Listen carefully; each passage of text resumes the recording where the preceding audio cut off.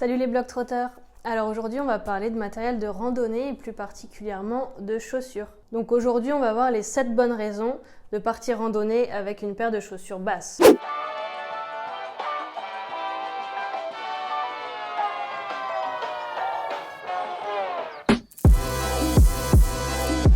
Donc le principal intérêt de la chaussure avec une tige basse, donc la tige c'est cette partie-là, c'est premièrement son poids. C'est une chaussure qui est légère et qui est agréable à porter.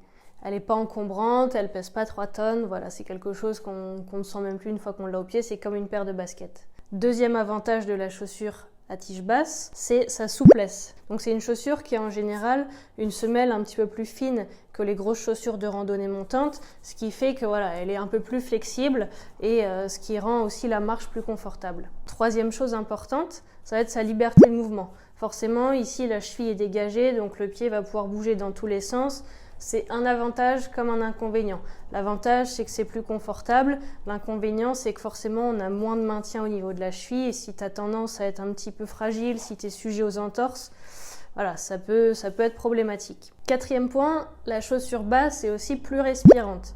Déjà, la chaleur et l'humidité va pouvoir s'évacuer bien plus facilement parce que justement, ta chaussure ne remonte pas au niveau de la cheville. Deuxième chose, c'est qu'en général, les chaussures basses sont faites avec des matériaux moins rigides et moins épais que les chaussures montantes, donc l'évacuation de l'humidité se fait aussi au niveau du dessus du pied. Cinquième chose, on l'a vu, donc elle évacue plus facilement l'humidité, plus facilement la chaleur, donc on a moins chaud au pied dans une chaussure basse forcément, mais elle sèche aussi plus facilement. La chaussure forcément va moins te protéger de l'humidité qu'une chaussure montante, mais elle va aussi avoir l'avantage de sécher plus facilement. Sixième avantage, ça va être le lassage. Forcément, le lassage est beaucoup plus rapide sur une chaussure basse que sur une chaussure montante. Les chaussures montantes, en général, on a tout un tas de crochets métalliques à passer. Là, alors d'autant plus sur ce modèle, donc c'est Salomon qui fait celle-ci, ils ont inventé un système de lassage qu'on appelle Quick Lace. Donc c'est super rapide, hop, en une seconde, on a serré la chaussure et on a le pied qui est quand même relativement bien maintenu.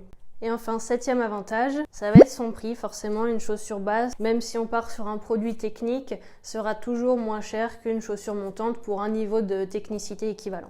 Donc pour résumer, la chaussure basse, principaux avantages, ça va être son poids, son encombrement, sa souplesse et sa flexibilité, sa respirabilité, le fait qu'elle va sécher beaucoup plus vite qu'une chaussure montante, son lassage rapide et son prix. Donc la chaussure basse est destinée plutôt aux randonnées à la journée, aux randonnées courtes ou aux randonnées où tu es léger. Si tu pars en autonomie, que tu as un sac à dos de 10-15 kg et qu'en plus tu es sujet aux entorses, que tu as les chevilles un petit peu fragiles, je te déconseille ce type de chaussures. Par contre, si tu pars, admettons même plusieurs jours, mais que tu décides de dormir en gîte, en refuge, et que tu as le strict minimum dans ton sac à dos, c'est-à-dire les affaires de la journée, un petit peu d'eau, éventuellement appareil photo, etc.